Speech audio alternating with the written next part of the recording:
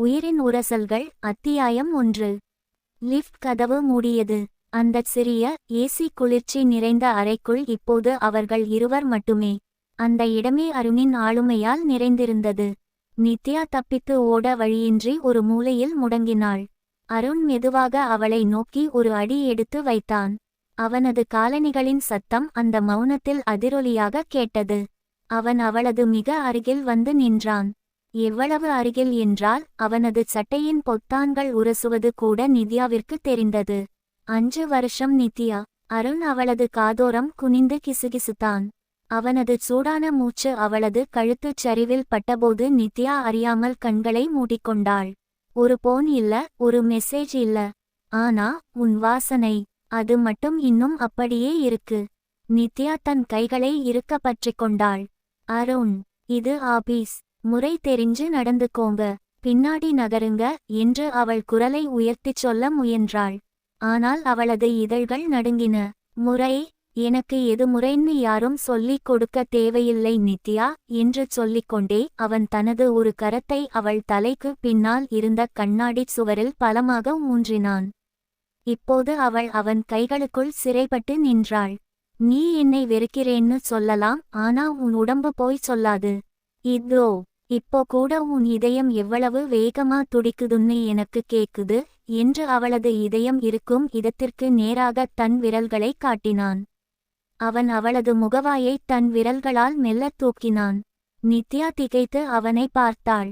அவனது கண்களில் தெரிந்த அந்த தீவிரம் அவளை உருக்கியது.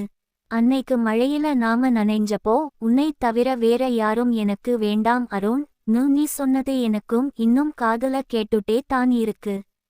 அந்த நினைவுகளை எல்லாம் எங்கே கொண்டு போய் புதைச்ச நித்யா? அவனது முகத்திற்கும் அவள் முகத்திற்கும் இடையில் சில அங்குல இடைவெளி தான் இருந்தது. அவனது பார்வையின் வெப்பத்தில் நித்யா தன்னை இழந்துவிடுவோம் என்று அஞ்சினாள். அருண், எல்லாம் முடிஞ்சு போச்சு, தயவு செஞ்சு என்னை விடுங்க என்று கெஞ்சினாள். முடியாது, நான் ஆரம்பிச்சாதான் எதுவும் முடியும் என்று அவளது காதோரம் இன்னும் நெருங்கி, நீ வேணும்னே தான் என்னை தவிர்க்குறேன்னு எனக்கு தெரியும். ஆனா இந்த அருண் எதையும் அவ்வளவு சீக்கிரம் விட்டு கொடுக்க மாட்டான். குறிப்பா உன்னை என்று அவளது கன்னத்தை வருடினான். அவனது விரல் நுனிகளின் தீண்டல் அவளது உடலில் ஒரு மின்சாரத்தை பாய்ச்சியது. திடீரென்று லிஃப்ட் நின்றது. கதவு திறந்ததும் அருண் எதையும் நடக்காதது போல விலகி நின்று தன் கோட்டை சரி செய்து கொண்டான். வெளியே நடக்கும்போது திரும்பி பார்க்காமல் சொன்னான், மீட்டிங் ரூமுக்கு வா நித்யா. அங்கே உனக்காக நான் வெயிட் பண்ணிட்டு இருப்பேன். நம்ம பழைய நினைவுகளோட. நித்யா அங்கேயே உறைந்து நின்றாள். அவளது இதயம் இன்னும் கட்டுக்கடங்காமல் துடித்துக் கொண்டிருந்தது. அருணின் அந்த ஆளுமை அவளைச் சிதைக்கத் தொடங்கியிருந்தது. அத்தியாயம் 2. எரியும் நினைவுகளின் தகிப்பு. மதிய நேரத்துச் சூரியன் மேகங்களுக்கு பின்னால் ஒளிந்து கொண்டிருக்க அந்த ஏசி அறையின் குளிர்ச்சி நித்யாவிற்கு ஏனோ சுட்டெரிப்பது போல இருந்தது. அருண் மீட்டிங் ரூமில் இருந்து வெளியேறிய அந்த நிமிடம் முதல் அவளது இதயம் சீரான வேகத்திற்கு திரும்ப மறுத்தது. அவளது விரல் நுனிகளில் இன்னும் அவனது தீண்டலின் வெப்பம் தங்கியிருந்தது. நித்யா, என்ன ஆச்சு? ரிப்போர்ட்ஸ் ரெடியா என்று மேனேஜர் கேட்டபோதுதான் அவள் சுயநினைவுக்கு வந்தாள். ஆமா சார், இதோ என்று தடுமாற்றத்துடன் ஃபைல்களை அடுக்கினாள். ஆனால் அவளது கண்கள் அந்த மீட்டிங் ரூமின் கதவையே பார்த்து கொண்டிருந்தன. அங்கே அருண் அமர்ந்திருப்பான். அதே கம்பீரம், அதே அதிகாரம். 5 வருடங்களுக்கு முன்பு அவன் ஒரு சாதாரண கனவுகளுடன் இருந்த இளைஞன். இன்று அவன் ஒரு சாம்ராஜ்யத்தின் அதிபதி. ஆனால் அவனது பார்வையில் தெரிந்த அந்த வேட்கை, அது மட்டும் மாறவே இல்லை. மீட்டிங் ரூமிற்குள் ஒரு போர். நித்யா மீட்டிங் ரூமிற்குள் நுழைந்தபோது அருண் ஒரு பெரிய லெதர் சேரில் சாய்ந்து அமர்ந்து லேப்டாப்பை பார்த்து கொண்டிருந்தான். அவள் உள்ளே வந்த சத்தத்தை கேட்டதும் அவன் மெதுவாக தலை நிமிர்ந்தான். அவனது கண்கள் அவளது நெற்றியில் இருந்த அந்த சிறிய பொட்டிலிருந்து தொடங்கி அவளது உதடுகள் வரை ஊடுருவிச் சென்றன. உட்காரு நித்யா என்றான் அவன். அவனது குரலில் ஒரு கட்டளை இருந்தது. நித்யா அவனுக்கு நேர் எதிராக அமர்ந்தாள். ப்ராஜெக்ட் டீடைல்ஸ் இங்க இருக்கு அருண் சார், நீங்க செக் பண்ணிக்கலாம் என்று ஃபைலை நீட்டினாள்.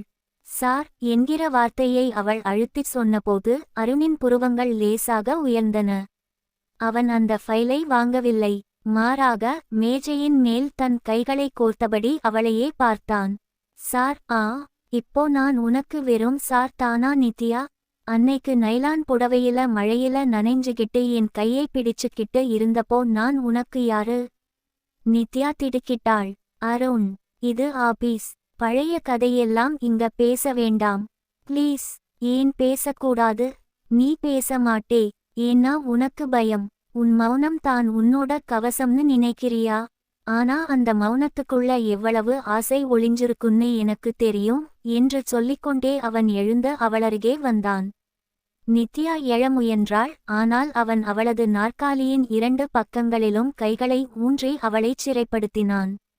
அருண், யாராவது வந்திட போறாங்க, விடுங்க என்று அவள் பதறினாள். வரட்டும், என்னோட கம்பெனி, என்னோட பொண்ணு. யாருக்கு என்ன பயம்? அவன் அவளது முகத்திற்கு மிக அருகில் குனிந்தான். அவனது பெர்ஃப்யூம் மணம் அவளது சுயநினைவைச் சிதைத்தது. நித்யா, 5 வருஷமா ஒவ்வொரு நிமிஷமும் உன்னை நினைச்சு நான் செத்திருக்கேன். ஆனா நீ ஒரு கவலை கூட இல்லாம இப்படி அழகா இருக்கிறியே, இது நியாயமா? அவனது விரல்கள் அவளது கூந்தலை மெல்ல வருடின. அந்த தீண்டலில் ஒருவிதமான ஆளுமையும் அதே சமயம் ஒரு ஏக்கமும் கலந்திருந்தது. நித்யாவின் கண்கள் கலங்கின. உங்களுக்கு ஒண்ணுமே தெரியாது அருண். நான் ஏன் அப்படி செஞ்சேன்னு உங்களுக்கு தெரியாது. அப்போ சொல்லு, ஏன் செஞ்ச? என் அம்மாவா, இல்ல உன்னோட அந்த பொறுப்பில்லாத அண்ணன் வினோத்தா? யாரால நாம பிரிஞ்சோம்? அருணின் குரல் இப்போது ஒரு தார்மீக கோபத்தில் தடித்தது. நித்யா பதில் பேசாமல் முகத்தை திருப்பிக் கொண்டாள். அவளது இந்த மௌனம் அருணை இன்னும் ஆத்திரப்படுத்தியது. அவன் அவளது முகத்தை தன் பக்கம் திருப்பினான். பார் நித்யா, என் கண்ணை பார். நீ என்னை தள்ளி வைக்கலாம், ஆனா உன்னோட இந்த துடிப்பு, இது இன்னும் எனக்காகத்தான் துடிக்குது என்று அவளது கழுத்துச் சரிவில் தன் கட்டை விரலால் மெல்ல அழுத்தினான். அந்த நொடி நித்யாவின் உடலில் ஒரு மின்சாரம் பாய்ந்தது. அவள் அறியாமல் ஒரு மெல்லிய விம்மலை வெளியிட்டாள். இன்னும் அதே மாதிரி தான் இருக்க நித்யா, அதே சிலிர்ப்பு, அதே ஈர்ப்பு என்று அவன் அவளது இதழ்களை நெருங்கினான். அப்போது கதவு தட்டப்படும் சத்தம் கேட்டது. நித்யா அதிர்ச்சியில் அவனை தள்ளிவிட்டு எழுந்து நின்றாள். அருண் எதையும் நடக்காதது போல மிகச் சாதாரணமாக தன் இருக்கைக்கு திரும்பினான். துரோகத்தின் நிழல்கள். அலுவலகத்திற்கு வெளியே ஒரு கருப்பு நிற காரில் வினோத் அமர்ந்திருந்தான். அவனது முகத்தில் ஒருவிதமான பதற்றம் தெரிந்தது. மீண்டும் ஒரு சூதாட்ட புகாரில் அவன் சிக்கியிருந்தான். அவனுக்கு பெரிய தொகை தேவைப்பட்டது. நித்யா கிட்ட கேட்டா கொடுக்க மாட்டா. ஆனா அருண் கண்டிப்பா கொடுப்பான். நித்யாவோட அருமை அவனுக்கு தெரியும் என்று தனக்குள்ளேயே முணுமுணுத்துக் கொண்டான். வினோத் ஒரு சுயநலவாதி. தனது தங்கை நித்யாவின் வாழ்க்கையை விட அவனுக்கு பணமே முக்கியமாக தெரிந்தது. அதே சமயம் அருணின் வீட்டில் ராஜேஸ்வரி ஒரு முக்கியமான முடிவில் இருந்தார். அருண் பழையபடி அந்த நித்யா பின்னாடி போக கூடாது. அவளால தான் என் பையன் 5 வருஷம் வெளிநாட்டுல கஷ்டப்பட்டான். காயத்ரி தான் அருணுக்கு சரியான ஜோடி என்று அவர் காயத்ரியிடம் சொல்லிக் கொண்டிருந்தார். காயத்ரி ஒரு நச்சுப்பாம்பு போன்றவள். அருணின் சொத்துக்காக அவள் எதையும் செய்யத் துணிந்தவள். நீங்க கவலைப்படாதீங்க ஆண்டி, அருண் என் கைக்குள்ள தான் இருக்கான். அந்த நித்யாவை இந்த ஊரை விட்டே விரட்ட நான் ஒரு பிளான் வச்சிருக்கேன் என்று வஞ்சகமாகச் சிரித்தாள். மீண்டும் ஒரு மோக இரவு. அன்று மாலை அலுவலகம் முடிந்து நித்யா வெளியே வந்தபோது பலமாக மழை பெய்யத் தொடங்கியது. அவள் குடையை எடுக்க மறந்திருந்தாள். பார்க்கிங் லாட் நின்றிருந்த போது ஒரு வெள்ளை நிற ஆடி கார் அவள் முன்னால் வந்து நின்றது. கண்ணாடி இறங்கியது. அருண், ஏறு நித்யா என்றான். பரவாயில்லை அருண், நான் ஆட்டோல போய்க்கிறேன். நான் சொன்னா கேட்டுக்கோ, மழை அதிகமா இருக்கு, ஏறு. அவனது குரலில் இருந்த அந்த ஆளுமை அவளை மறுக்க விடவில்லை. கார் புறப்பட்டது. காருக்குள் நிலவிய அந்த மௌனம் மிகவும் பாரமாக இருந்தது. அருண் காரை ஓட்டிக் கொண்டிருக்கும்போது அவனது இடது கை கியர் போடும்போது தற்செயலாகப் போல நித்யாவின் முழங்காலில் உரசியது.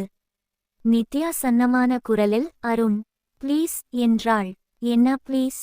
கார் ஓட்டும் போது கை இங்க தான் இருக்கும். நீ தான் ரொம்ப சென்சிட்டிவ் ஆயிட்ட போல என்று கிண்டலாகச் சொன்னான். ஆனால் அவனது பார்வை சாலையில் இல்லை, அவளது கால்களில் இருந்தது. திடீரென்று அவன் காரை ஒரு ஒதுக்குப்புறமான சாலையில் நிறுத்தினான். ஏன் நிறுத்துறீங்க என்று பதறினாள் நித்யா. நாம பேச வேண்டியது நிறைய இருக்கு நித்யா என்று அவன் சீட் பெல்ட்டை கழற்றிவிட்டு அவள் பக்கம் திரும்பினான். காரின் ஜன்னல்களில் மழை துளிகள் தாளம் போட்டுக் கொண்டிருந்தன. 5 வருஷத்துக்கு முன்னாடி நாம இதே மாதிரி ஒரு கார்ல தான் இருந்தோம். அன்னைக்கு நீ என் மார்புல சாய்ஞ்சுகிட்டு அழுத. உன்னை விட்டு ஒரு நிமிஷம் கூட என்னால இருக்க முடியாதுன்னு சொன்ன. அப்புறம் எப்படி ஒரு ராத்திரியில எல்லாம் மாறுச்சு? அவன் அவளது கைகளை தன் கைகளுக்குள் அடக்கினான். அவனது கரடுமுரடான உள்ளங்கை அவளது மென்மையான சருமத்தை உரசியபோது நித்யா சிலிர்த்து போனாள். அருண், பழைய விஷயங்களை நோண்டாதீங்க. அது எனக்கு வலிக்குது. வலிக்குதா? எனக்கு எவ்வளவு வலிச்சிருக்கும்னு யோசிச்சியா? நீ போன பிறகு நான் ஒரு பிணம் மாதிரி தான் வாழ்ந்தேன். இப்போ நீ என் முன்னாடி இருக்கிறப்போ உன்னை விட்டுட நான் தயாரா இல்லை என்று அவன் அவளது கழுத்தில் தன் முகத்தை புதைத்தான். அவனது தீண்டல் நித்யாவின் அத்தனை தடுப்புச் சுவர்களையும் உடைத்தது. அவள் அவனது சட்டையை பலமாக பற்றிக்கொண்டாள். காதலும் மோகமும் பிரிவின் தாகமும் அந்தச் சிறிய காருக்குள் அனலாக பொங்கியது. அருண் அவளது உதடுகளை தன் இதழ்களால் சிறைபிடித்தான். அது ஒரு முத்தமல்ல, அது 5 வருட ஏக்கத்தின் வெளிப்பாடு. நித்யா முதலில் தடுத்தாலும் பிறகு அவனது ஆளுமைக்குள் தன்னை முழுமையாக ஒப்படைத்தாள். மழையின் சத்தம், அவர்களின் மூச்சுக்காற்று மற்றும் எரியும் நினைவுகளின் தகிப்பு. அந்த இரவு அவர்களுக்கு ஒரு புதிய ஆரம்பமாக தெரிந்தது. ஆனால் அதே நேரத்தில் நித்யாவின் போன் அடித்தது. வினோத். நித்யா அவசரமாக அருணிடம் இருந்து விலகினாள். போனை எடுத்தாள். நித்யா, சீக்கிரம் வீட்டுக்கு வா. அம்மாவுக்கு உடம்பு சரியில்ல. வினோத்தின் குரலில் ஒரு நாடகம் இருந்தது. நித்யா பதறினாள். அருண், வீட்டுக்கு விடுங்க. அம்மாவுக்கு உடம்பு சரியில்லையாம். அருண் பெருமூச்சு விட்டான். அவனது கண்களில் இன்னும் அந்த வேட்கை குறையவில்லை. சரி, ஆனா இது இதோட முடியல நித்யா. நீ என் நிழல். உன்னால என்கிட்ட இருந்து தப்பிக்கவே முடியாது. கார் நித்யாவின் வீட்டை நோக்கி பறந்தது. நித்யா வீட்டிற்குள் நுழைந்தபோது அங்கே அம்மா நலமாக இருந்தார். ஆனால் வினோத் அங்கே ஒரு அந்நிய நபருடன் அமர்ந்திருந்தான். அந்த நபரின் பெயர் வினோத் சொல்லிய கடன் கொடுத்த நபர். நித்யா, இவருக்கு நாம 10 லட்சம் கொடுக்கணும். இல்லைன்னா நம்ம வீட்டை ஜப்தி பண்ணிடுவாங்க என்று வினோத் குண்டை தூக்கி போட்டான். நித்யா திகைத்து நின்றாள். ஒரு பக்கம் அருணின் மீதான அடங்காத காதல், இன்னொரு பக்கம் அண்ணனின் துரோகம் மற்றும் குடும்பத்தின் வறுமை. வினோத் மெதுவாக அவளருகே வந்து சொன்னான், நீ நினைச்சா இதை தீர்க்கலாம் நித்யா. உன்னோட அந்த புது பாஸ் அருண், அவன் உன் மேல இன்னும் பைத்தியமா இருக்கான்ல. நித்யா வினோத்தின் கன்னத்தில் பளாரென்று அறைந்தாள். அருவருப்பா இருக்கு வினோத். உன் தங்கச்சியையே விலை பேச மாட்டியா? ஆனால் வினோத் சற்றும் தளராமல் சிரித்தான். விலை பேசல நித்யா, இது பிசினஸ். நீ அருண் கூட நெருக்கமா இருக்கிறது எனக்கும் தெரியும், உன் பாசுக்கும் தெரியும். இதை ராஜேஸ்வரி அம்மா கிட்ட சொன்னா என்ன ஆகும்னு யோசிச்சு பார். நித்யா அந்த மழையில் தனியாக விடப்பட்டது போல உணர்ந்தாள். அருணிடம் செல்லலாமா அல்லது இந்த சூழ்ச்சியில் சிக்கி அழியலாமா?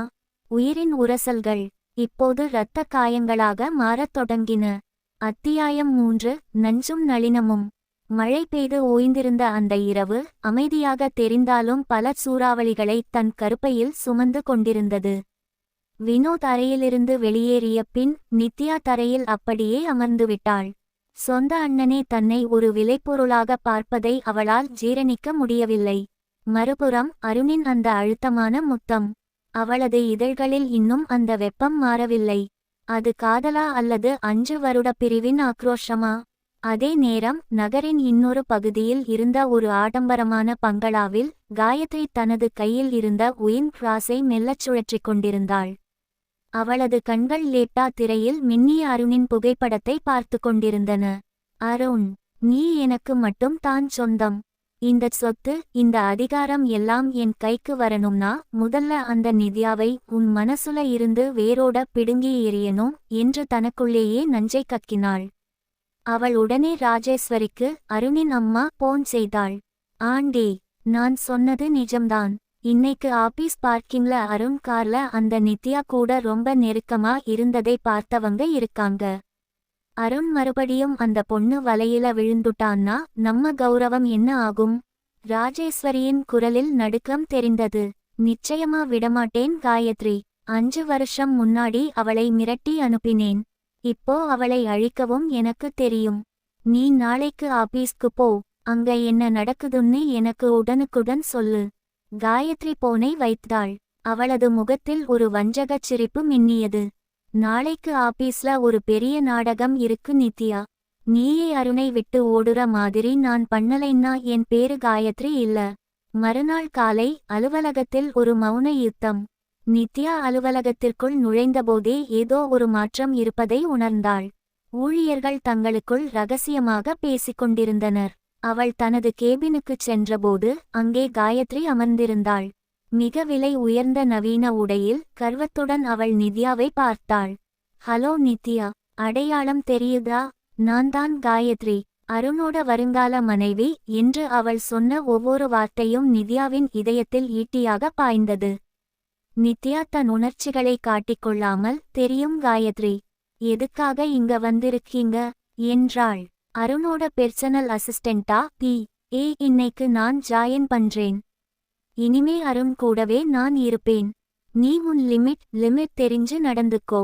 நேத்து கார்ல நடந்த மாதிரி இனிமே நடந்தா அது உனக்கு நல்லதில்லை என்று காயத்ரி எச்சரித்தாள். நித்யா பதில் பேச முயலும்போது அருண் உள்ளே வந்தான். அவனது முகம் இரும்பை போல இறுகி இருந்தது. காயத்ரியை பார்த்ததும் அவன் முகம் இன்னும் கடுகடுத்தது. காயத்ரி, இங்க என்ன பண்ற?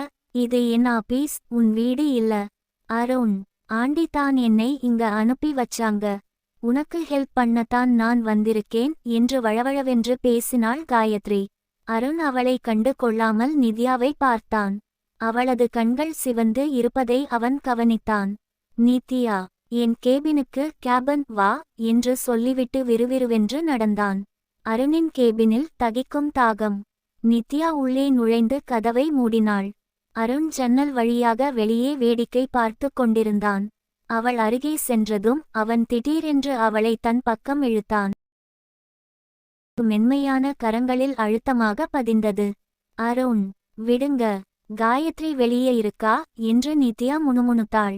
இருக்கட்டும், அவளை பத்தி எனக்கு கவலை இல்லை. நீ ஏன் நேத்து என் போனை எடுக்கல? அந்த வினோத் உன்னை மிரட்டுறானா? அருணின் குரலில் ஒருவிதமான ஆளுமை இருந்தது. அவன் அவளது முகத்தை தன் இரு கைகளுக்கும் நடுவில் சிறைபிடித்தான். அருண், நாம இப்போ பழையபடி இருக்க முடியாது. காயத்ரி உங்க வருங்கால மனைவின்னு அவளே சொல்லுறா. உங்க அம்மாவும் அதையே தான் விரும்புறாங்க. என்னை தப்பா நினைக்காதீங்க, தயவு செஞ்சு என்னை விடுங்க என்று அவள் விம்மினாள். யார் என்ன சொன்னா எனக்கு என்ன நித்யா?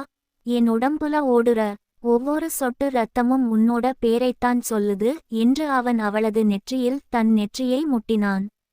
அந்த நெருக்கம் நித்யாவின் நரம்புகளை முறுக்கேற்றியது. அருணின் கண்கள் அவளது இதழ்களில் நிலைத்து நின்றன.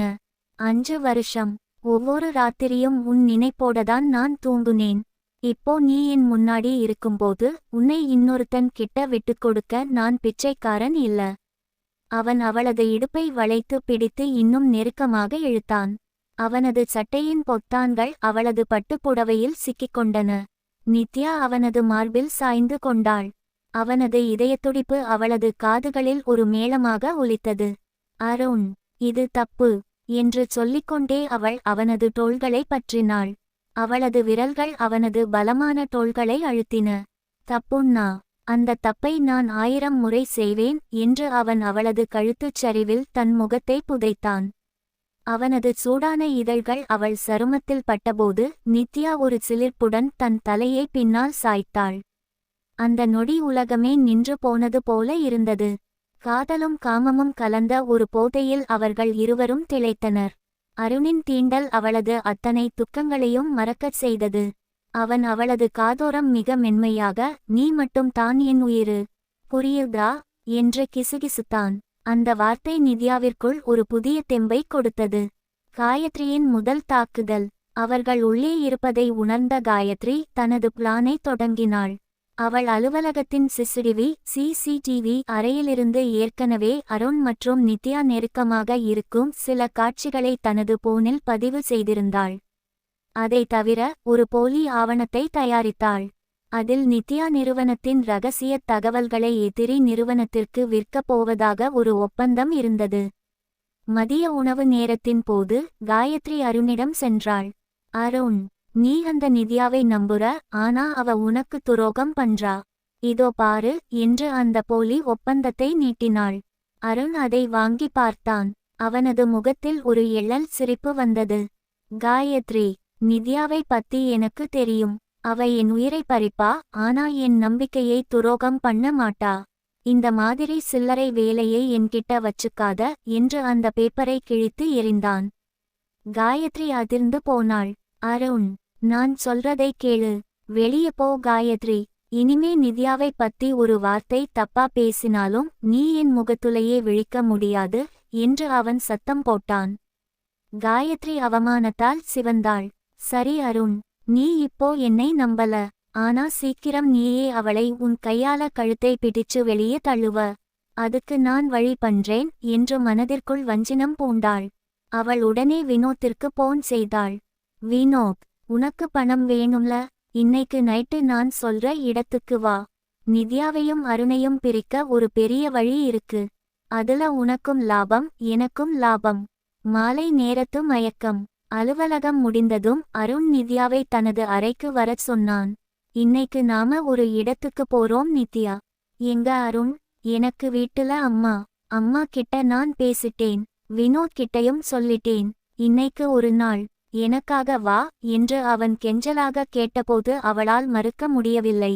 அவன் அவளை ஒரு கடற்கரை ஓர ஓய்வு இல்லத்திற்கு, பீச் ரிசார்ட் அழைத்துச் சென்றான். அங்கே நிலவொளி கடலில் பிரதிபலித்துக் கொண்டிருந்தது.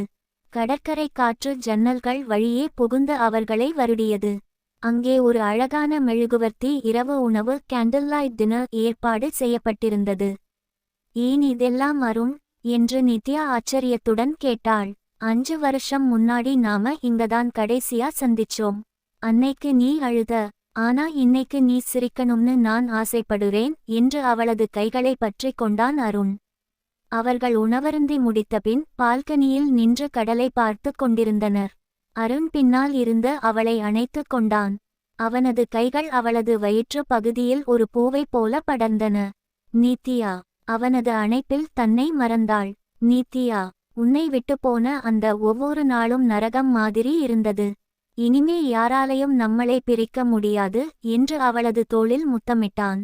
நித்யா திரும்பி அவனது கண்களை பார்த்தாள். அவளது கண்களில் காதல் ததும்பியது. நானும் உன்னை ரொம்ப மிஸ் பண்ணேன் அருண். ஆனா நம்ம சூழலை நான் மாத்துவேன் என்று அவன் அவளது இதழ்களை தன் இதழ்களால் மெதுவாக தீண்டினான். அது ஒரு நீண்ட ஆழமான முத்தமாக மாறியது.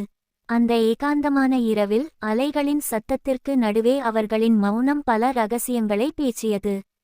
அருணின் ஒவ்வொரு தீண்டலும் நித்யாவிற்குள் ஒரு புது உயிரை கொடுத்தது. அவள் அவனது ஆளுமைக்குள் முழுமையாக மூழ்கிப் போனாள். ஆனால் அதே நேரம் அந்த ரிசார்ட்டுக்கு வெளியே ஒரு காரில் காயத்ரியும் வினோத்தும் அமர்ந்திருந்தனர். காயத்ரியின் கையில் ஒரு கேமரா இருந்தது. வினோத், உள்ளே போய் ஒரு பெரிய சத்தத்தை போடு. நான் இவங்க 2 பேரும் நெருக்கமா இருக்கிற போட்டோவை எடுத்து ராஜேஸ்வரி ஆண்டிக்கு அனுப்புறேன். அதுக்கப்புறம் நித்யாவுக்கு இந்த ஊர்ல இடமே இருக்காது என்று காயத்ரி உத்தரவிட்டாள். வினோத் பணத்தாசையில் காரிலிருந்து இறங்கினான். அவனது முகத்தில் ஒரு வக்கிரச் சிரிப்பு. நித்யாவிற்கும் அருணிற்கும் தெரியாது அவர்களின் இந்த மதுரமான இரவு ஒரு பெரிய விபரீதத்தில் முடியப் போகிறது என்று. காயத்ரியின் நஞ்சை இப்போது வேலையை தொடங்கிவிட்டது. உயிரின் உரசல்கள் இப்போது இரத்தக் கரைகளாக மாறப்போகின்றனவா? அல்லது அருணின் காதல் அத்தனை சூழ்ச்சிகளையும் பொசுக்குமா? தொடரும். அத்தியாயம் 4. சிதறும் நஞ்சும் சீரும் புயலும். கடற்கரை ஓர ஓய்வு இல்லத்தின் பால்கனியில் நிலவொளியும் கடலலையின் ஓசையும் அருண் மற்றும் நித்யாவின் காதலுக்குச் சாட்சியாக நின்றன. அவர்களின் இதழ்கள் பிரிந்தபோதும் கண்கள் பிரிய மறுத்தன. அருண் நித்யாவின் இடுப்பை வளைத்து பிடித்து அவளது நெற்றியில் தன் நெற்றியை அழுத்தினான். இனிமே எந்த சக்தியாலையும் நம்மளை பிரிக்க முடியாது நித்யா. இது என் சத்தியம் என்று அவளது காதோரம் கிசுகிசுத்தான். அவனது குரலில் இருந்த ஆளுமையும் காதலும் நித்யாவை ஒரு இனிய மயக்கத்தில் ஆழ்த்தின. அவள் அறியாமல் அவனது சட்டையை இறுக பற்றிக் கொண்டாள். ஆனால் அந்த மதுரமான நிமிடம் நீடிக்கவில்லை. ரிசார்ட்டின் கதவு பலமாக தட்டப்படும் சத்தம் கேட்டது. நித்யா திடுக்கிட்டு அருணிடம் இருந்து விலகினாள். யார் அது அருண்? இந்த நேரத்துல? அருண் புருவங்களை உயர்த்தினான். அவனது முகத்தில் காதல் மறைந்து ஒருவிதமான எச்சரிக்கை உணர்வு வந்தது. இரு, நான் பார்க்கிறேன். அவன் கதவை திறந்ததும் உள்ளே நுழைந்தான் வினோத். அவனது முகம் குடித்துச் சிவந்திருந்தது. கண்களில் வக்கிரம் மின்னியது. என்ன அருண் சார், என் தங்கச்சியை கூட்டிட்டு வந்து இங்க என்ன பண்றீங்க? இதுதான் உங்க கார்ப்பரேட் கலாச்சாரமா என்று கத்தினான். நித்யா அதிர்ச்சியில் உறைந்து போனாள். வினோத், என்ன பேசுற? வெளிய போ. நான் ஏன் வெளிய போகணும்? என் தங்கச்சியை ஒருத்தன் விலை பேசுறான்னு தெரிஞ்சும் நான் சும்மா இருக்கணுமா என்று வினோத் அருணை நோக்கி கையை நீட்டினான். 10 லட்சம் கடன் கொடுத்தவன் வாசல்ல நிக்குறான். நீ இங்க பாஸ் கூட ஜாலியா இருக்க. இதுக்குத்தானே 5 வருஷம் முன்னாடி அருணை கழட்டி விட்ட? வினோத்தின் ஒவ்வொரு வார்த்தையும் அருணின் இதயத்தில் ஈட்டியாக பாய்ந்தது. அவன் நித்யாவை பார்த்தான். அவளது கண்கள் கலங்கி இருந்தன. அவள் தலைகுனிந்து நின்றாள். அருண் மெதுவாக வினோத் அருகே சென்றான். அவனது முகத்தில் ஒரு பயங்கரமான அமைதி நிலவியது. வினோத், உன் லிமிட் தெரிஞ்சு பேசு. நித்யா என் சொத்து. அவளை பத்தி தப்பா பேச உனக்கு எந்த உரிமையும் இல்லை. உரிமையா? நான் அவளோட அண்ணன். எனக்கு உரிமை இருக்கு என்று வினோத் அருணின் சட்டையை பற்ற முயன்றான். அந்த நொடி அருணின் பொறுமை இழந்தது. அவன் வினோத்தின் கையை பிடித்து திருகினான்.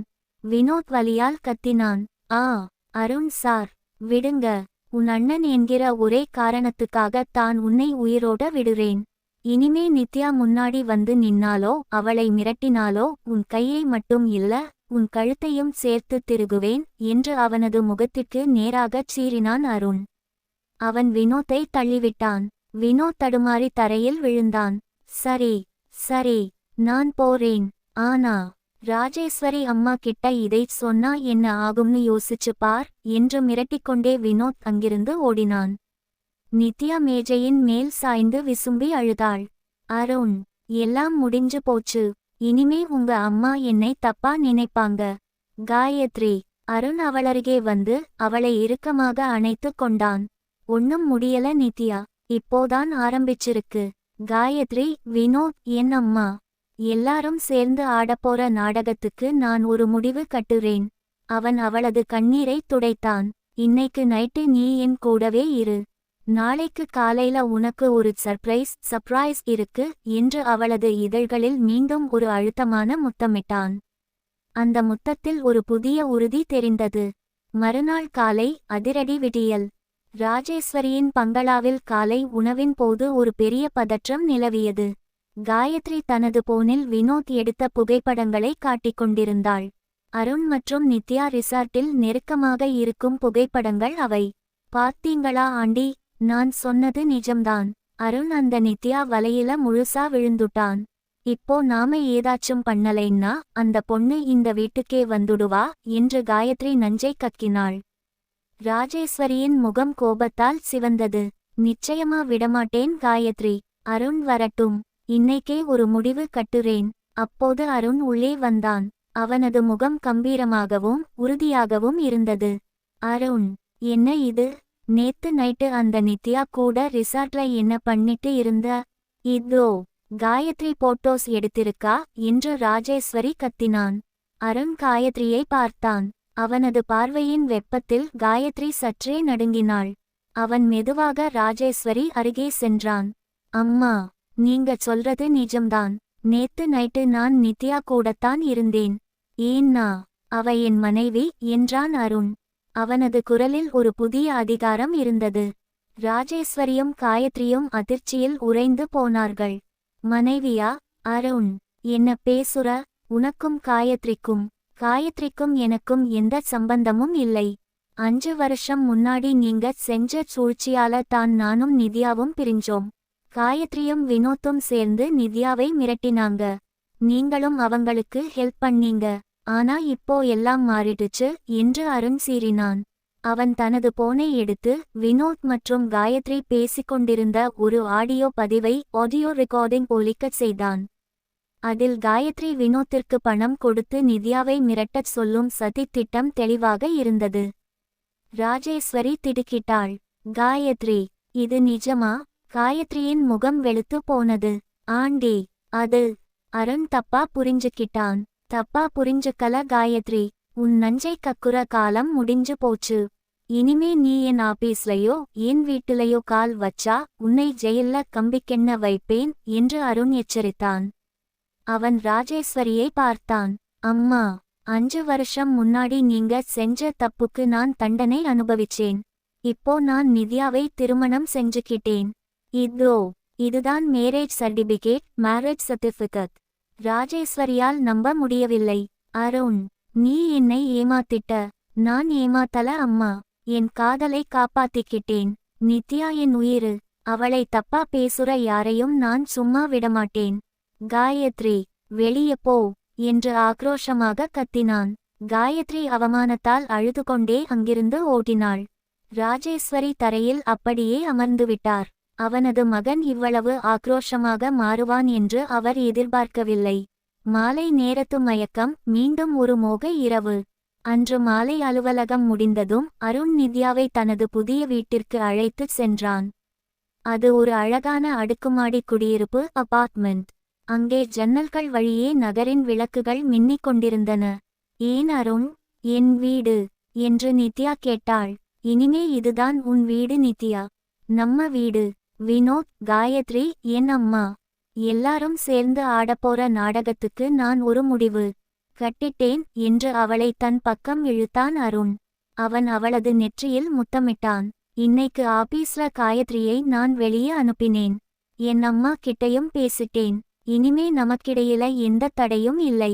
நித்யாவின் கண்கள் ஆனந்த கண்ணீரால் நனைந்தன. அருண், நீங்க எனக்காக இவ்வளவு செஞ்சிருக்கீங்க. நீ ஒன்னும் சொல்ல தேவையில்லை நித்யா. உன் மௌனம் தான் என் சங்கீதம் என்று அவளது இதழ்களை தன் இதழ்களால் மெதுவாக தீண்டினான். அந்த ஏகாந்தமான இரவில் ஜன்னலுக்கு வெளியே பெய்யும் மழையின் சத்தத்திற்கு நடுவே அவர்களின் மௌனம் பல ரகசியங்களை பேசியது. அருணின் ஒவ்வொரு தீண்டலும் நித்யாவிற்குள் ஒரு புது உயிரை கொடுத்தது. அவள் அவனது ஆளுமைக்குள் முழுமையாக மூழ்கி போனாள். I love you Arun. Nithya உறக்கத்திலேயே முணுமுணுத்தாள். அருண் அவளது நெற்றியில் முத்தமிட்டு I love you too Nithya. என்றென்றும் நீ மட்டும்தான் என் நித்யா என்று அவளை இன்னும் நெருக்கமாக அணைத்து கொண்டான். அத்தியாயம் 5. விஷச்சிலந்தியின் வலை. அருணின் புதிய அடுக்குமாடி குடியிருப்பில் நிலவிய அந்த அமைதி நித்யாவிற்கு ஒரு சொர்க்கத்தைப் போல இருந்தது. ஜன்னலுக்கு வெளியே சென்னை மாநகரம் மின்மினி பூச்சிகளாய் மின்னிக் கொண்டிருக்க, உள்ளே அருணின் அணைப்பில் அவள் தன்னை மறந்திருந்தாள். வினோத்தின் மிரட்டலோ ராஜேஸ்வரியின் கோபமோ இப்போது அவளுக்கு ஒரு பொருட்டாக தெரியவில்லை. அருணின் மார்பில் சாய்ந்து அவனது இதயத்துடிப்பை கேட்பது மட்டுமே அவளுக்கு பேரானந்தமாக இருந்தது. அருண் அவளது கூந்தலை மெல்ல வருடினான். என்ன யோசிக்கிற நித்யா? இவ்வளவு சந்தோஷம் எனக்கு கிடைக்குமான்னு நான் கனவுல கூட நினைக்கல அருண். ஆனா வினோத் சும்மா இருக்க மாட்டானேன்னு பயமா இருக்கு என்று மெல்லிய குரலில் சொன்னாள். அருண் அவளது முகத்தை தூக்கி அவளது கண்களை ஆழமாக பார்த்தான். நித்யா, உன் பயத்தை இப்போ என்கிட்ட கொடுத்துடு. வினோத் வெறும் காகித புலிதான். அவனை எப்படி அடக்கணும்னு எனக்கு தெரியும் என்று அவளது நெற்றியில் இதமாக முத்தமிட்டான். அந்த தீண்டலில் இருந்த உறுதி நித்யாவிற்குள் ஒரு தைரியத்தை கொடுத்தது. அவன் அவளை இன்னும் நெருக்கமாக இழுத்து அணைத்து கொண்டான். அந்த இரவின் குளிர்ச்சி அவர்களின் மூச்சுக்காற்றின் வெப்பத்தில் கரைந்து போனது. மறுபுறம் ஒரு நச்சுத் திட்டம். அதே நேரம் ஒரு பாழடைந்த கிடங்கின் அருகே வினோத் மற்றும் காயத்ரி ரகசியமாக சந்தித்து கொண்டனர். வினோத்தின் முகம் வீங்கி இருந்தது. அருண் அடித்த அடி இன்னும் வலிக்கிறது. அந்த அருண் என்னை அடிச்சு வெளியே தள்ளுனதை என்னால மறக்க முடியாது காயத்ரி. அவன்கிட்ட இருக்கிற பணமும் வேணும், அவனை பழிவாங்கவும் வேணும் என்று பற்களை கடித்தான் வினோத். காயத்ரி ஒரு வஞ்சகச் சிரிப்புடன் சொன்னாள். அருணை அடிக்க முடியாது வினோத். அவன் ரொம்ப ஸ்ட்ராங். ஆனா அவனோட பலவீனம் நித்யா தான். அவளை வச்சு நாம அருணை கதற விடலாம். என்கிட்ட ஒரு பிளான் இருக்கு. காயத்ரி தனது போனில் ஒரு வீடியோவை காட்டினாள். அது ஒரு மார்பிங் செய்யப்பட்ட வீடியோ. அதில் நித்யா வேறொரு நபருடன் நெருக்கமாக இருப்பது போல சித்தரிக்கப்பட்டிருந்தது. இதை நாம சோஷியல் மீடியா லீக் பண்ணுவோம்னு மிரட்டுவோம். அருண் தன் கௌரவத்துக்காக எவ்வளோ வேணும்னாலும் பணம் கொடுப்பான். அதே சமயம் நித்யாவையும் அவன் வெறுக்க ஆரம்பிப்பான். வினோத் ஆச்சரியத்துடன் பார்த்தான். Super plan Gayathri. ஆனா அருண் இதை நம்புவானா? நம்ப வைக்கணும். அதுக்கு முன்னாடி நித்யாவை தனியா ஒரு இடத்துக்கு வர வைக்கணும். அங்கே அவளை மயக்க மருந்து கொடுத்து கடத்தணும். அப்போதான் அருண் நம்ம வழிக்கு வருவான் என்று காயத்ரி தனது விஷத்திட்டத்தை விவரித்தாள். அலுவலகத்தில் ஒரு புதிய பதற்றம். மறுநாள் காலை அலுவலகத்தில் அருண் மிகவும் பிஸியாக இருந்தான். ஒரு பெரிய வெளிநாட்டு ஒப்பந்தத்திற்காக அவன் தயாராகிக் கொண்டிருந்தான். நித்யா அவனுக்கு உதவியாக ஃபைல்களை அடுக்கிக் கொண்டிருந்தாள். அருண் வேலைக்கு நடுவே தற்செயலாக அவளை பார்த்தான். அவள் அணிந்திருந்த கருநீல நிறச் சேலை அவளது அழகை இன்னும் மெருகூட்டி இருந்தது. அவன் மெதுவாக எழுந்து வந்து அவளது பின்னால் நின்றான். இன்னைக்கு ரொம்ப அழகா இருக்க நித்யா என்று அவளது காதோரம் கிசுகிசுத்தான். நித்யா திடுக்கிட்டு திரும்பினாள். அருண், யாராவது பார்த்திட போறாங்க, வேலை பாருங்க என்று சிரித்துக்கொண்டே அவனை தள்ள முயன்றாள். யார் பார்த்தா எனக்கு என்ன, என் வைஃப் அழகா இருக்கான்னு சொல்றது தப்பா என்று அவளது இடுப்பை வளைத்து பிடித்து தன் பக்கம் இழுத்தான். அந்த நெருக்கமான சூழலில் நித்யாவின் கன்னங்கள் சிவந்தன. அருண் அவளது முகத்தை நெருங்கி அவளது இதழ்களை வருடினான். அந்த நொடி அலுவலகத்தின் பரபரப்பு மறைந்து அவர்களின் காதல் மட்டும் அங்கே நிலவியது. அப்போது நித்யாவின் போன் ஒலித்தது. வினோத். நித்யா தயக்கத்துடன் போனை எடுத்தாள். வினோத், எதுக்கு போன் பண்ற? நித்யா, அம்மாவுக்கு திடீர்னு மூச்சு திணறல் ஏற்பட்டு ஹாஸ்பிட்டல்ல சேர்த்திருக்கேன். சிட்டி ஹாஸ்பிட்டல், சீக்கிரம் வா. வினோத் பதற்றமாக பேசுவது போல நடித்தான். நித்யா பதறினாள். அருண், அம்மாவுக்கு ஏதோ ஆகிடுச்சாம், ஹாஸ்பிட்டல்ல சேர்த்திருக்காங்களாம், நான் உடனே போகணும். அருண் கவலைப்பட்டான். நானும் வர்றேன் நித்யா. இல்ல அருண், உங்களுக்கு முக்கியமான மீட்டிங் இருக்கு, நான் போயிட்டு போன் பண்றேன் என்று சொல்லிவிட்டு நித்யா அவசரமாக வெளியேறினாள். அருண் அவளை தடுக்க நினைத்தான். ஆனால் மீட்டிங் ஆரம்பிக்க இருந்ததால் அவனால் போக முடியவில்லை. நித்யா, கவனமா போ, டிரைவரை கூட்டிட்டு போ என்று கத்தினான். ஆனால் அவள் அதற்குள் லிஃப்டில் மறைந்துவிட்டாள். வலையில் விழுந்த நித்யா. நித்யா ஹாஸ்பிட்டலுக்குச் சென்றபோது அங்கே வினோத் நின்றிருந்தான். அம்மா எங்க வினோத்? அம்மா ஐசியூ இருக்காங்க, வா இங்க என்று அவளை ஒரு தனி அறைக்கு அழைத்துச் சென்றான். அங்கே காயத்ரி அமர்ந்திருந்தாள். நித்யா அதிர்ச்சியடைந்தாள். காயத்ரி, நீ இங்க என்ன பண்ற? அம்மா எங்க? காயத்ரி சிரித்தாள். உன் அம்மா வீட்ல நல்லா தூங்கிட்டு இருக்காங்க நித்யா. உன்னை இங்க வர வைக்கத்தான் இந்த நாடகம். நித்யா வெளியே ஓட முயன்றாள். ஆனால் வினோத் கதவை பூட்டினான். பணம் கொடுக்காம நீ இங்கிருந்து போக முடியாது நித்யா. இதோ பாரு என்று காயத்ரி அந்த மார்பிங் வீடியோவை காட்டினாள்.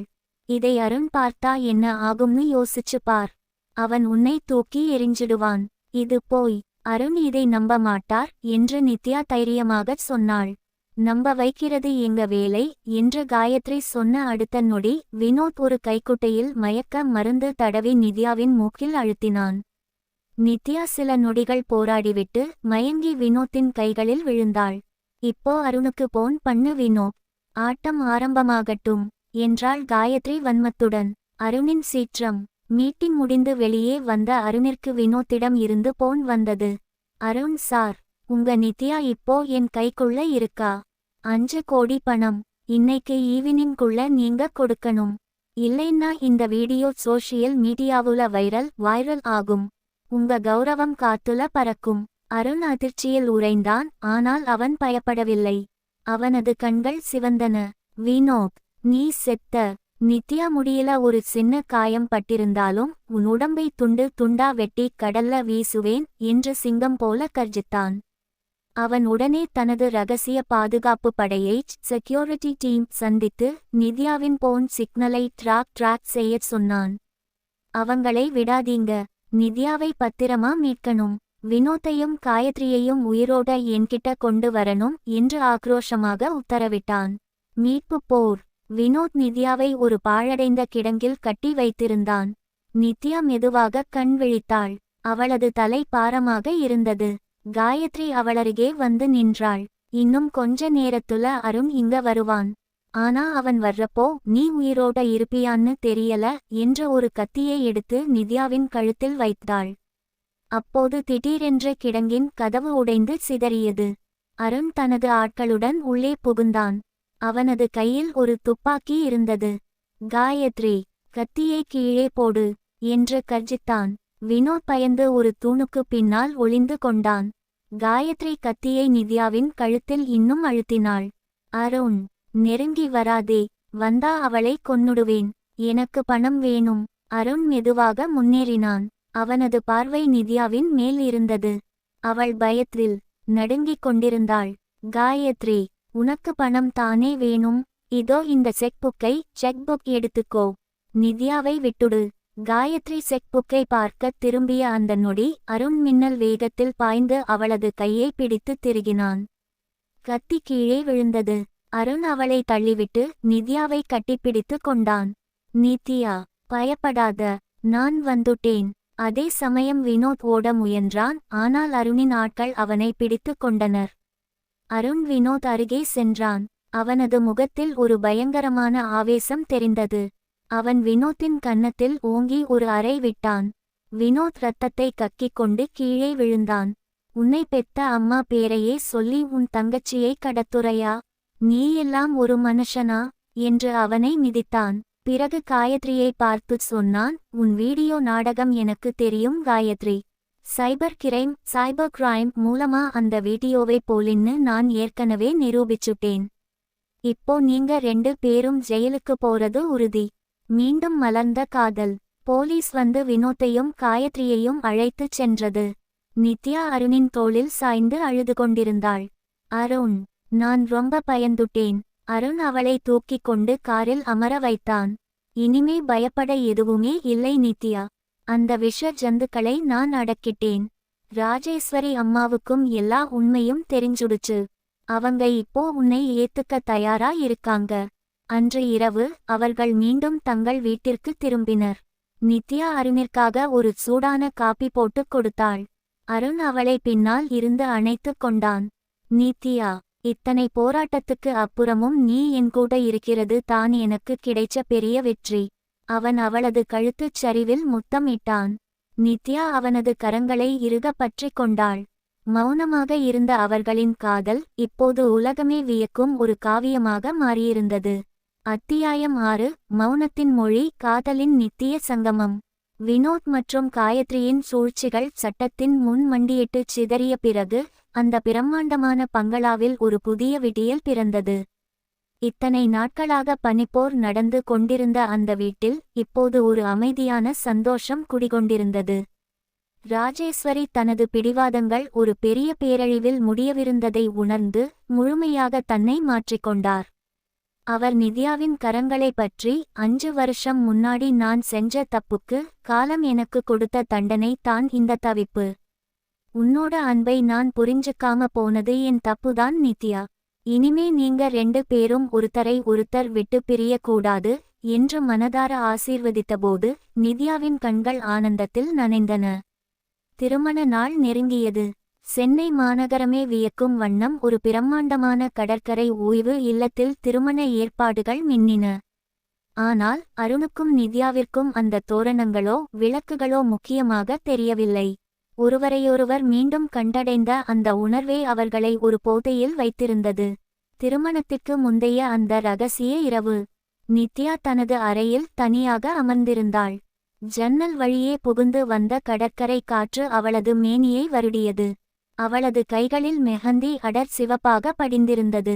அந்த சிவப்பு நிறத்திற்கு நடுவே மிக நுணுக்கமாக ஒரு பூவின் இதழுக்குள் அருண் என்ற பெயர் ஒளிந்திருந்தது. அவளது இதயம் ஏனோ ஒருவிதமான இனிய பதற்றத்தில் அடித்துக்கொண்டிருந்தது. நாளை முதல் அவள் அதிகாரப்பூர்வமாக அவனுடையவள். திடீரென்று ஒரு வலிமையான கரங்கள் அவளை பின்னால் இருந்து அணைத்தன. அந்த தொடுதல், அது அவளது ஆன்மாவின் ஆழம் வரை ஊடுருவியது. அருண். அவன் அணிந்திருந்த அந்த விலை உயர்ந்த பெர்ஃப்யூம் மனம் அவளது நாசிகளை துளைத்தது. அருண், என்ன இது? நாளைக்கு காலையில கல்யாணம். இப்ப இங்க வர்றது முறையா என்று அவள் மெல்லிய குரலில் தடுத்தாள். ஆனால் அவளது உடல் அவனது தழுவலுக்கு வசதியாக வளைந்து கொடுத்தது. முறைமை எல்லாம் எனக்கு தெரியாது நித்யா. 5 வருஷ காத்திருப்பு நாளை கூட முடிய போகுது. ஆனா இந்த ஒரு ராத்திரி, இது எனக்கு 5 யுகம் மாதிரி நீளமா இருக்கு என்று அவளது கழுத்துச் சரிவில் தன் முகத்தை புதைத்து ஆழமாக நுகர்ந்தான் அருண். அவனது இதழ்கள் அவள் சருமத்தில் பட்டபோது நித்யா சிலிர்த்து போனாள். அவனது சூடான மூச்சுக்காற்று அவளது நரம்புகளை ஒரு சேர முறுக்கேற்றியது. அவன் மெதுவாக அவளை தன் பக்கம் திருப்பினான். நிலவொளியில் நித்யாவின் முகம் ஒரு தேவதையைப் போல ஜொலித்தது. அவளது இமைகளில் தங்கியிருந்த அந்த நாணம் அருணுக்குள் இருந்த வேட்கையை இன்னும் அதிகரித்தது. அவன் அவளது முகத்தை வருடினான். அவனது கரடுமுரடான விரல்கள் அவளது பட்டு போன்ற கன்னங்களில் ஊர்ந்து சென்றன. நாளைக்கு நீ எனக்கு தாலி கட்டின மனைவியா வரப்போற. ஆனா என் மனசுக்கும் உடம்புக்கும் நீ எப்போவுமே சொந்தம் தான் என்று அவளது இதழ்களை தன் இதழ்களால் சிறைபிடித்தான். அந்த முத்தம் முன்னெப்போதையும் விட மென்மையாகவும் அதே சமயம் ஒரு ஆழமான உரிமையோடும் இருந்தது. 5 வருட பிரிவின் தாகம் அந்த ஒற்றை முத்தத்தில் வெளிப்பட்டது. அந்த அறையில் நிலவிய மௌனம் மட்டுமே அவர்களின் காதலுக்கு ஒரு சங்கீதமாக ஒலித்தது. அருண் அவளை தூக்கி மெத்தையில் கிடத்தினான். அவனது தீண்டல் அவளது உடலில் ஒரு மோகத் தீயை பற்ற வைத்தது. அந்த இரவு அவர்களின் காதலுக்கு ஒரு இரகசியச் சாட்சியாக மாறியது. திருமண தருணம், ஒரு புதிய விடியல். மறுநாள் காலை மங்கள வாத்தியங்கள் முழங்க நித்யா ஒரு அழகான சிவப்பு நிற பட்டு புடவையில் மணமேடைக்கு வந்தாள். அவளது கழுத்தில் மின்னிய நகைகளை விட அவளது முகத்தில் இருந்த காதலின் ஒளி அதிகமாக இருந்தது. அருண் பட்டு வேட்டி சட்டையில் கம்பீரமாக அமர்ந்திருந்தான். அவன் அவளை பார்த்த அந்த பார்வையில் நீ என் உலகம் என்கிற செய்தி ஒளிந்திருந்தது. அக்னி சாட்சியாக பெரியவர்களின் ஆசியுடன் அருண் நித்யாவின் கழுத்தில் தாலி கட்டினான். கெட்டி மேளம் அதிர நித்யாவின் கண்களில் ஆனந்த கண்ணீர் துளித்தது. அந்த நொடி அத்தனை காலப்பிரிவின் வலியும் சூழ்ச்சிகளின் நிழல்களும் மறைந்து ஒரு நித்தியமான பந்தம் உருவானது. அவர்கள் இருவருமே ஒருவருக்கொருவர் முழுமையாகச் சொந்தமானார்கள். தேனிலவு மேகங்களின் மடியில் ஒரு மோக பயணம். திருமணத்திற்கு பிறகு அவர்கள் தங்களின் தேனிலவிற்காக ஒரு மலைப்பிரதேசத்திற்குச் சென்றனர். மேகங்கள் கைக்கு எட்டும் தூரத்தில் தவழ்ந்து கொண்டிருந்த அந்த அழகான மரத்தாலான காட்டேஜில் அவர்கள் இருவரும் மட்டுமே இருந்தனர். வெளியுலகின் எந்த சத்தமும் அங்கே இல்லை. இரவு நேரம். அறையின் நடுவே இருந்த ஃபயர் பிளேஸில் நெருப்பு இதமாக எரிந்து கொண்டிருந்தது. நித்யா ஜன்னல் ஓரம் நின்று பனியில் நனைந்த மலைகளை பார்த்து கொண்டிருந்தாள். அவள் அணிந்திருந்த மெல்லிய இரவு உடை அவளது மேனியின் அழகை மறைக்க முயன்று தோற்று போயிருந்தது. அருண் மெதுவாக அவளருகே வந்தான். அவன் கையில் 2 உயின் கிராஸ்களை வைத்திருந்தான். நித்யா, இப்பவாவது உன் மௌனத்தை கலைக்கலாமே என்றான் குறும்பான குரலில். நித்யா அவனை திரும்பி பார்த்தாள். அவளது கண்கள் காதலாலும் அடக்க முடியாத மோகத்தாலும் ததும்பின. மௌனத்துக்கு மொழி தேவையில்லை அருண். உன்னோட ஒவ்வொரு பார்வையும் எனக்கு ஒரு கதை சொல்லும். உன்னோட ஒவ்வொரு தீண்டலும் எனக்கு ஒரு கவிதை என்று அவன் மார்பில் சாய்ந்து கொண்டாள். அவன் அந்த உயின் கிராஸ்களை மேஜை மீது வைத்துவிட்டு அவளை அப்படியே தூக்கிக் கொண்டு மெத்தையருகே சென்றான். அந்த பனிக்காலத்தில் அவர்களின் உடல்கள் ஒன்றோடொன்று பின்னி பிணைந்தன. அருண் அவளது ஆடைகளை மெல்லக் களைந்தபோது அவனது கைகள் லேசாக நடுங்கின. அது பயத்தினால் அல்ல, அவளது அழகின் மீதான அதீத மோகத்தினால். அவளது மென்மையான மேனியில் அவன் முத்தமிட்ட இடமெல்லாம் ஒரு புதிய உலகம் பிறந்தது. அவன் அவளது கழுத்துச் சரிவில் முகம் புதைத்து, இனிமே நமக்கிடையில எந்த திரையும் இல்ல நித்யா. நீ என் மூச்சு, என் ஆசை, என் எல்லாமே என்று ஆழமான குரலில் முணுமுணுத்தான். நித்யா அவனது தோள்களை இறுக்க பற்றிக் கொண்டாள். அவனது ஆளுமைக்குள் அவள் தன்னை முழுமையாக ஒப்படைத்தாள். ஜன்னலுக்கு வெளியே பனி கொட்டிக் கொண்டிருக்க அந்த அறைக்குள் காதலும் மோகமும் ஒரு எரிமலையைப் போல பொங்கியது. அருணின் தீண்டல் அவளது 5 வருட ஏக்கத்தை தணித்தது. ஒவ்வொரு அசைவிலும் அவர்கள் ஒருவருக்கொருவர் மீண்டும் மீண்டும் கண்டடைந்தார்கள். அந்த இரவு நீண்டது, ஆனால் அவர்களின் தாகம் அடங்கவில்லை. அதிகாலை விடிந்தபோது அவர்கள் இருவரும் ஒருவருக்கொருவர் அணைத்தபடி போர்வையின் கதகதப்பில் உறங்கிக் கொண்டிருந்தனர். இப்போது அவர்களின் வாழ்க்கையில் எந்த சூழ்ச்சியும் இல்லை, எந்த பிரிவும் இல்லை. மௌனமாக இருந்த அவர்களின் காதல் இப்போது உலகமே வியக்கும் ஒரு சங்கீதமாக மாறியிருந்தது.